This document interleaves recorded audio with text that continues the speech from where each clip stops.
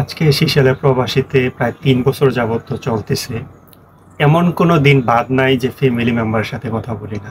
হয়তোবা যদি ব্যস্ততায় থাকতাম একদিন পরে কথাবার্তা হতো, বাট রেগুলারলি কন্টিনিউয়াসলি কথা হতো। But this is the first time family member সাথে ৪ দিন কথাবার্তা হয় না। আজকে দিনসহ ৫ দিন চলতেছে। আসলে এই জিনিসটা আগে তেমন একটা ফিল হয় নাই যে ফ্যামিলি মেম্বারের সাথে কথা না বললে এতটা খারাপ লাগবে, এতটা কষ্ট হবে। সত্যি তাদেরকে খুব মিস করতেছি, অনেক বেশি মিস করতেছি।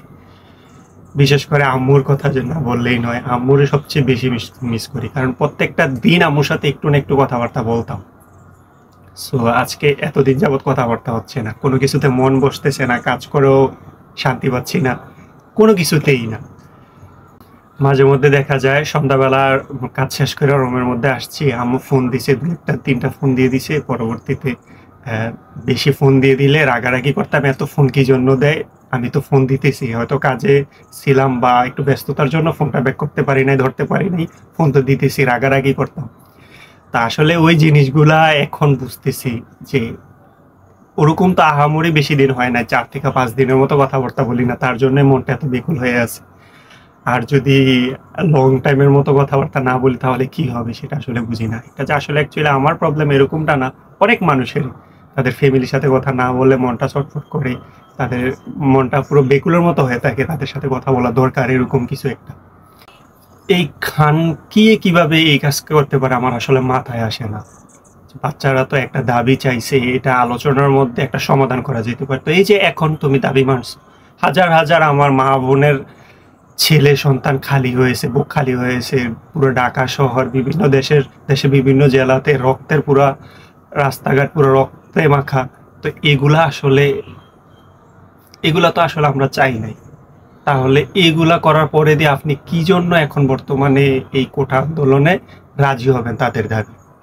এটা তো কেউ নিবে না, এটা তো কোনো সাধারণ জনগণ মানবে না।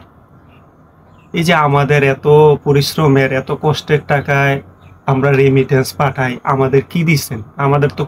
আমাদের কোনো সুযোগ সুবিধা নাই, উল্টা আরো আমরা ভোগান্তিতে পড়তে হয় অলওয়েজলি।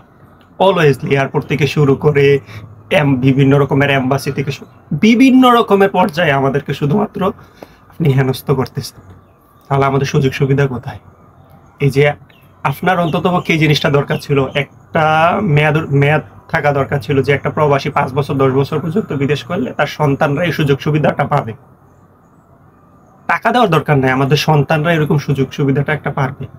কই আমাদের তো কোনো সুযোগ সুবিধা নাই, এয়ারপোর্টের থেকে শুরু করে সব জায়গায় ভোগান্তি। কই আমাদের জন্য আপনারা কি করছেন? আমরা যদি ১ মাস প্রবাসীরা টাকার চাকা বন্ধ করে দেই, বাংলাদেশ পুরো অচল হয়ে যাবে। সেটাও তো আপনাদের কোনো মাথায় আসে না। আপনারা শুধুমাত্র দেশ উন্নত নিয়ে পড়ে আছেন। যাই হোক, আপনাদের কাছে আন্তরিকভাবে রিকোয়েস্ট করতেছি, এসব কিছু রক্তের মাখা বন্ধ করেন, এখনই বন্ধ করেন। সাধারণ জনগণের স্বস্তি ফিরে আনার জন্য যা যা করা দরকার সেগুলা করেন। ভালো থাকবেন সবাই, আল্লাহ হাফেজ।